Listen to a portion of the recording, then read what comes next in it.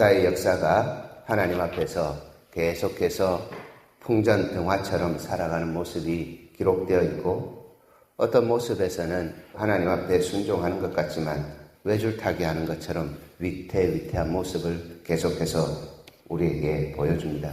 그러면서 진정으로 의지하면서 살아가야 될 한 분, 우리 주님 예수밖에 없음을 우리에게 신앙으로 고백하게 합니다. 요아스 왕이 7세가 되던 때에 왕이 되었습니다. 그 왕이 될 때에 그의 옆에 한 사람이 있었습니다. 오늘 성경은 그 사람을 여호야다라 이렇게 말합니다. 여호야다. 이 사람이 요아스와 함께 있을 동안에 요아스 왕은 하나님만을 섬기는 참 왕이 되었었습니다. 그런데 이 구심점이 된 여호야다가 세상을 뜨고 난 이후에 요아스는 그의 신앙이 급변하는 모습을 보여줍니다. 그것이 오늘 우리가 읽었던 내용입니다. 요아스가 인생의 참 스승으로 삼았던 여호야다가 없어졌을 때 그의 신앙이 급변했다는 모습이 오늘 우리에게 먼저 생각하게 하는 한 중요한 지점이 됩니다. 우리가 설교를 듣고 성경을 많이 읽고 좋은 서적을 많이 읽고 또한 사람들과 교제하면서 내 신앙의 구심점이 되는 신앙의 스승이 된다라고 하는 사람을 만날 수 있습니다. 그래서 그 사람을 의지하기도 하고 또한 닮아가기도 하려 합니다. 그러나 사람은 언제나 한계가 있습니다. 성경이 우리에게 그것을 분명하게 보여줍니다. 그럼에도 불구하고 우리의 신앙의 모습을 곰곰이 이렇게 들여다보면 사람 의지하고 사람 생각해서 신앙생활 할 때가 많습니다. 정말 신앙생활 잘하는 사람 같은데 어느 순간 미끄러져서 신앙 없는 것처럼 사는 사람들이 많이 있기 때문입니다. 혹 우리의 이 신앙생활 여정 속에서도 그러한 모습이 있었을 수 있습니다. 그때마다 우리가 회복했던 그 순간을 한번 생각해 보면 그때는 예수님 바라볼 때였습니다.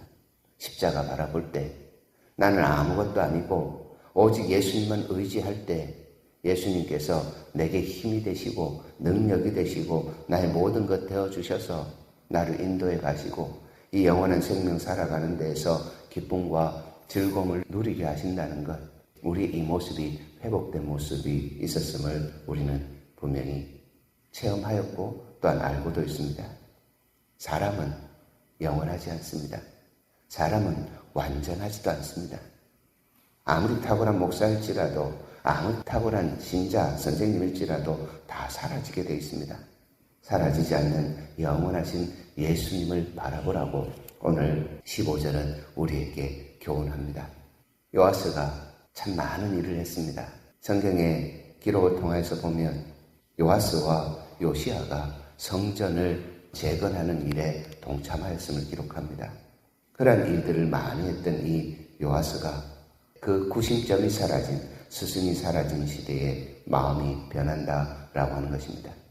오늘 우리가 읽었던 이 두 번째 말씀을 통해서 우리에게 주시는 하나님의 메시지는 우리가 누구의 소리에 귀를 기울일까라고 하는 것입니다.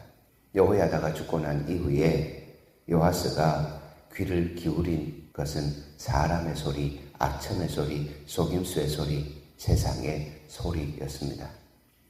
방백들이 나와서 요아스 앞에 절을 했다고 이렇게 말합니다. 이 절했다는 표현을 사전을 찾아보고 또한 히브리 역사를 보고 여러 주석을 보면 이렇게 표현되어 있습니다. 조정하려고 그 앞에서 외식으로 가식으로 절하였다. 왕을 자기들 마음대로 조정하려고 주장해보려고 그 앞에서는 얼굴을 감추고 고개를 숙인 모습이었습니다. 이 모습이 마태복음 23장에 나타나고 있는 7가지 화선언과 연결됩니다. 서기관과 바리새인들이 사람의 소리에 집중하여서 살아갔더니 변질되었습니다. 사두개인들도 동일하게 변질되었습니다. 대제사장 그룹이라고 하는 그들이 하나님께 제사하기보다 황제를 숭배하는 로마의 앞잡이가 되어버렸다는 겁니다. 신앙을 저버리는 것, 사람 앞에 굴복하는 것, 사람의 소리, 사람의 말에 귀 기울이는 것, 그것으로 인하여 신앙이 제대로 세워지지 않는다는 겁니다. 요아스가 사람들의 소리를 듣기 시작하니까 당연히 들려지지 않는 소리는 하나님의 소리였습니다. 하나님께서 그러한 요아스를 돌이키시려고 많은 선지자를 보냈다고 말씀을 기록하고 있습니다. 이 말씀이 기록되고 있는 가운데 하나님의 영이 제사장 여호야다의 아들 스가랴에게 임하였다라고 말씀합니다. 스가랴가 요아스에게 말합니다. 너희가 어찌하여 여호와의 명령을 거역하며 스스로 형통하지 못하게 하느냐 하셨나니 너희가 여호와를 버렸으므로 여호와께서도 너희를 버리셨느니라.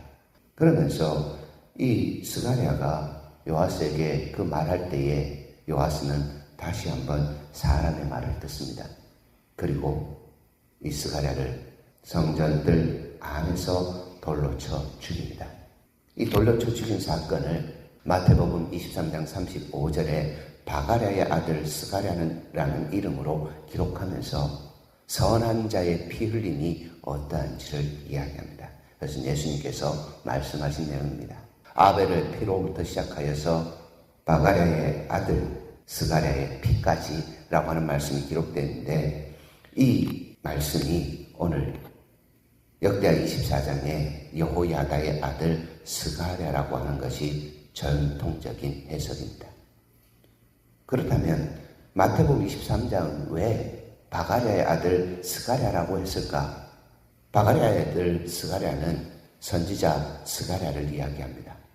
그런데 말라기 앞에 기록된 스가랴의 그 이름을 왜 거기서 기록했을까라는 생각을 하게 하면서 전통적인 견해는 필사를 할 때에 예수님의 말이 이 여호야다의 아들 스가랴였는데 필사를 할 때에 잘못 필사했다 이렇게 주장하고 있습니다.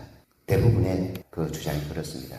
그래서 성경을 편집할 때에 그런 잘못들이 있었구나라는 생각을 하면서 성경 말씀을 제대로 이해할 수 있는 지혜가 필요하다고 우리가 깨닫게 됩니다. 성경은 신앙과 행위의 정확무한 말씀입니다. 그래서 그렇게 있다고 해서 성경이 틀린 게 아니라 성경을 전해준 이 필사자들이 오류가 있을 수 있다라고 하는 생각을 하게 하면서 또 생각하게 하는 것은 사람은 완전하지 않다라는 겁니다. 그러면서 오늘 다시 읽었던 역대하 24장으로 돌아가 보면 아벨의 피부터 사가랴의 피까지 선한 자의 피 흘림이 있다라고 하는 이 사실을 여기서 기록하시면서 우리 주님 예수 그리스도의 십자가의 죽으심을 생각하게 한다는 겁니다. 예수님께서 이 땅에 오셔서 하나님 나라 복음을 전해주셨습니다.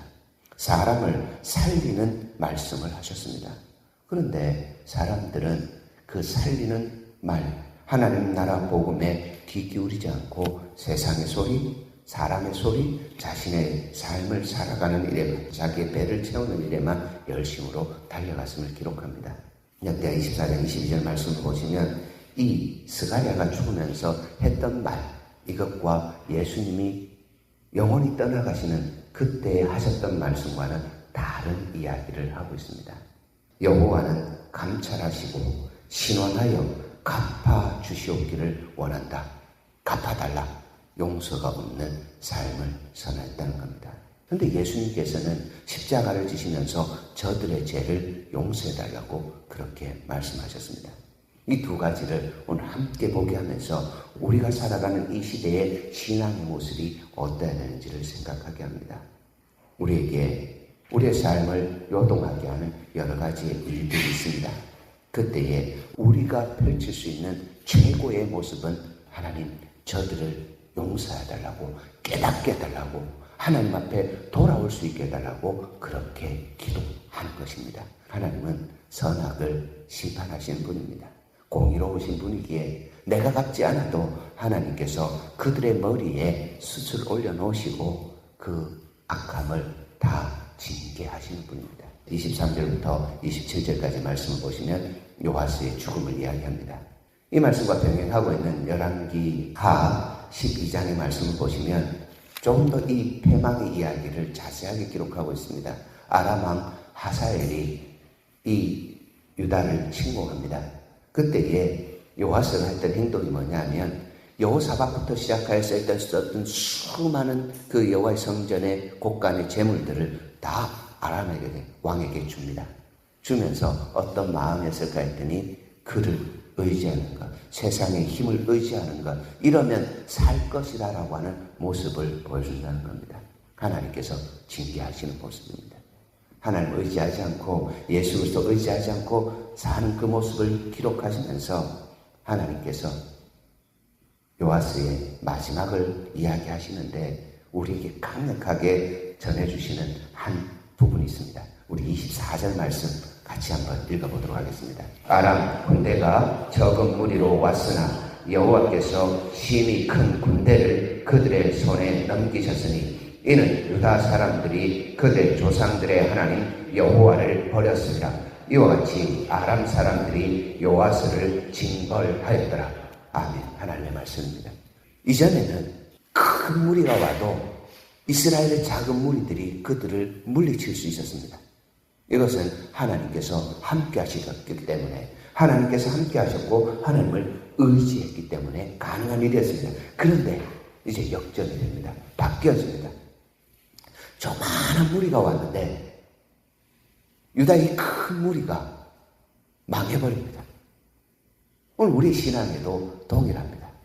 우리가 예수 그리스도와 함께 거하고 성령이 우리 안에 거하기 때문에 우리가 작은 것처럼 느껴지지만 우리는 세상을 이긴 자로 살아갑니다. 어떤 때요? 예수 그리스도 바라보고 그를 의지할 때만 그렇습니다. 버리면 우리가 이 큰 것을 가지고도 아주 작은 무리, 마치 우리의 이 발끝 손끝에 가시 하나 박혔을 때 아이고야 하면 죽겠다 하는 그 모습처럼 바뀌어버리는 모습을 기록하고 있습니다. 그러면서 오늘 아침에 우리에게 생각하게 합니다. 우리가 지금 큰 무리를, 내가 어떤 큰 존재인지를 보면서 하나님을 더 의지하라고. 하나님을 버리는 순간 우리의 큰 것에 대해서 큰 무리일지라도 정말 하루아침에 사라지는 그런 그 안개와 같은 그런 모습의 인생밖에 되지 않음을 가르쳐주고 있다는 겁니다. 사랑하는 여러분, 요아스의 이 기록을 통하여서 우리 깊이 한번 생각해 보셨으면 좋겠습니다. 내가 인생에 내 신앙의 구심점으로 붙잡고 바라보고 살아가는 존재가 누구인지를, 그리고 그분이 바로 예수님이라면 그 예수님 앞에서 살아가는 모습 속에서 항상 들려오는 메시지 속에 예수를 바라보며 있는 신앙생활을 해야겠다는 결단을 하셨으면 좋겠습니다. 더불어서 그러한 결단 속에 우리를 요동하게 하는 수많은 요동함 속에서 내가 누군지를 분명히 보셨으면 좋겠습니다. 예수 그리스도의 피가 우리를 정결하게 하셨고 깨끗하게 하셨고 언제나 하나님 앞에 세워짐으로 큰 군대처럼 살아가게 하셨다는 이 정체성을 가지고 오늘 하루를 살아갈 때에도 예수 안에서 하나님 꼭 붙잡고 살아가는, 하나님만 바라보고 살아가는, 그래서 하나님의 눈이 온 땅을 두루다니며 감찰하실 때 전심으로 하나님을 바라는 사람이 나라고 그렇게 선언하면서 우리의 승리를 세상 가운데 노래하는 저와 여러분들이 되셨으면 좋겠습니다.